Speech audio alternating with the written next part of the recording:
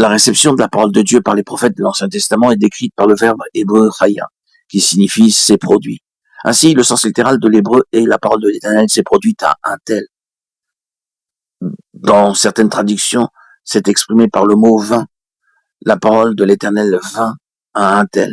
Il s'agit d'un événement et pas simplement de mots prononcés. C'est ainsi que cela doit être par notre moyen à l'égard d'autres personnes. C'est la raison pour laquelle le Seigneur a dit « Les paroles que je vous ai dites sont esprit et vie ». Jean 6, 63. Il y a un événement accompagnant ces paroles, pas toujours dans la conscience immédiate des auditeurs, mais comme nous l'avons déjà fait remarquer, quelque chose s'est produit et cela viendra à la lumière un jour. Tout en destinée s'appuie sur cela. Dieu parle, quelque chose se réalise d'une façon ou d'une autre. Ainsi, la parole de Dieu n'est pas simplement une sentence, un discours, c'est un événement. La pleine valeur est accordée à la parole de Dieu quand elle est incluse dans un corps. C'est bien sûr pas tant dans le cas du Seigneur Jésus lui-même.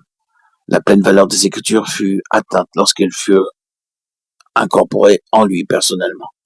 Quand il put être dit « Et la parole a été faite chair, et elle habitait parmi nous pleine de grâce et de vérité » Jean 1, 14.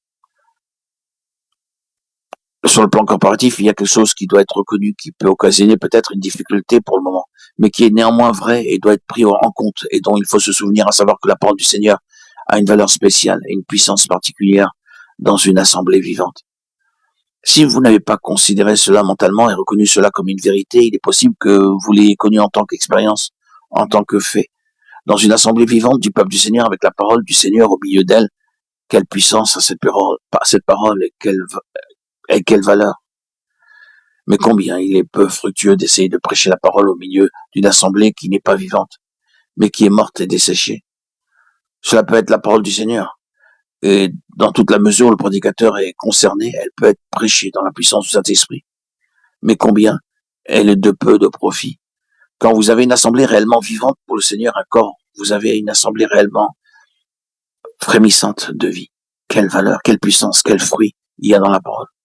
Ce fut vrai dans le cas du Seigneur Jésus. Vous avez là une personne vivante avec la parole de Dieu en lui.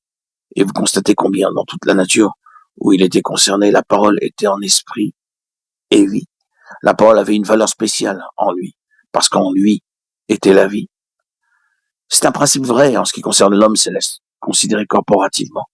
Vous avez dans un lieu un corps vivant et présent en son sein la vie et la parole du Seigneur, qui opère, ayant libre cours et étant exalté. En marge de cette compagnie, il peut y avoir les inconvertis et d'autres qui n'ont pas conscience de l'esprit. Mais le fait que le Seigneur a un noyau de personnes vivantes parmi eux donne de la valeur à la parole, qu'il rend bien plus puissante, bien plus efficace que là où ce n'est pas le cas. C'est quelque chose que ceux qui exercent le ministère dans l'esprit connaissent parfaitement bien en expérience.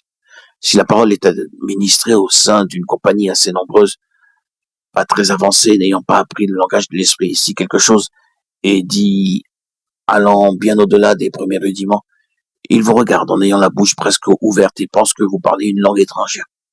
Mais lorsque la parole a été délivrée et qu'il y avait 2 ou 3 personnes comprenant bien la parole, elle se revêt de puissance. Et ces autres personnes, bien que ne comprenant peut-être pas la terminologie, sont devenues conscientes de quelque chose.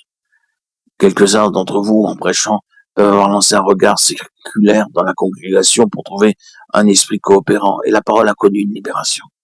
S'il y a un noyau au milieu d'une sphère de mort, ou de mort relative, la parole de Dieu a une valeur spéciale en raison d'une unité mise en action par le Saint-Esprit. C'est là que nous devons constater l'importance d'être vivants pour le Seigneur en faveur du ministère.